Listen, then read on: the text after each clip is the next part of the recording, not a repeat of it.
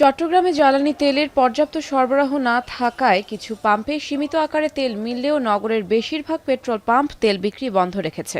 শেহরির পর থেকে দীর্ঘ লাইনে ঘণ্টার পর ঘণ্টা দাঁড়িয়ে নিচ্ছেন যানবাহনের জ্বালানি। তেল দেওয়ার ক্ষেত্রে অনিয়ম ও বিশৃঙ্খলার অভিযোগ এবং চাহিদা পূরণ না হওয়ায় ক্ষোভ প্রকাশ করেন অনেকে। তবে তেল শোধনাগারগুলো থেকে কাঙ্ক্ষিত সরবরাহ না পাওয়ায় এই সংকট তৈরি হয়েছে বলে জানায় পাম্পের কর্তৃপক্ষ। তো আমি গতকালকে থেকে ঘুরতেছি, তেল পাচ্ছি না। আজকে এখানে কিউসিতে আসলাম, তাও প্রায় 1.5 ঘন্টা 2 ঘন্টার মতো হয়েছে আমি এখানে ওয়েট করতেছি। সরকারে বলতেছে তেল আছে, মজুদ তেল আছে, কিন্তু ফার্মে এলে তেল দিচ্ছে না। এটা তো বড় ধরনের সিন্ডিকেট করতেছে। চাহিদার পরিমাণ তো আমরা পাচ্ছি না, যে পরিমাণ আমরা তেল পাচ্ছি কাস্টমারকে সেই পরিমাণে তেল দিচ্ছে এরকম।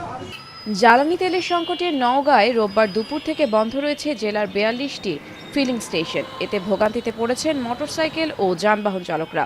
বর্তমান তেল পাওয়া যাচ্ছে না, কোনো পাম্পে আর তেল পাওয়া যাচ্ছে না। এলা কোনো মহাজন কিনতে পারেনি, কিনতে পারে আসলে আপডেট দেওয়া হবে। ফেনীতেও পেট্রোল পাম্পগুলোতে দেখা দিয়েছে ডিজেল, পেট্রোল, অকটেন সহ তেলের সংকট। ব্যবসায়ীরা জানান ডিপোগুলো তেল সরবরাহ না করার কারণে অর্ধেকের মতো পাম্প প্রায় বন্ধ রয়েছে। এদিকে তেল নিতে এসে না পেয়ে মিশ্র প্রতিক্রিয়া দেখা গেছে পরিবহন চালকদের মধ্যে। এটি কোনো কৃত্রিম সংকট কিনা সে বিষয়ে ভেবে দেখা উচিত বলেও জানান তারা। বাংলাদেশে তো যে কোনো একটা সংকেত পাইলে এটাকে পুঁজি করে বাংলাদেশের মানুষ ব্যবসা করার সুবিধা। পাম্পগুলো বন্ধ করে রাখছে, ইচ্ছাকৃতভাবে এগুলো বন্ধ করে রাখছে। এটি সিন্ডিকেট তৈরি করে ওরা বাড়তি রেটে বিক্রি করার জন্য এই কাজগুলো করতেছে।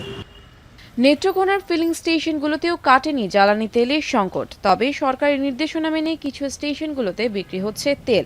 জ্বালানি তেলের দাম বাড়ার শঙ্কায় আগে থেকেই গ্রাহকরা তেল সংগ্রহ করায় বাজারগুলোতে কৃত্রিম সংকটের সৃষ্টি হয়েছে বলে জানান পাম্প কর্তৃপক্ষ। এছাড়াও ফিলিং স্টেশনগুলোতে বোতল কিংবা ড্রামে তেল না পাওয়ায় বিপাকে কৃষকরা। ইরান, ইসরায়েল, যুক্তরাষ্ট্রের চলমান যুদ্ধ পরিস্থিতিতে বিশ্বজুড়ে তৈরি হওয়া জ্বালানি তেলের সংকটের প্রভাব পড়েছে দেশের বাজারেও। এমন বাস্তবতায় দেশের জ্বালানি সরবরাহ ঠিক রাখতে motorcycle 2 litre, private car 10 litre এবং দূরপাল্লার বাসের জন্য প্রতিদিন 220 লিটার তেল বিক্রির নির্দেশনা দিয়েছে সরকার। আফনান অপসরা, এখন।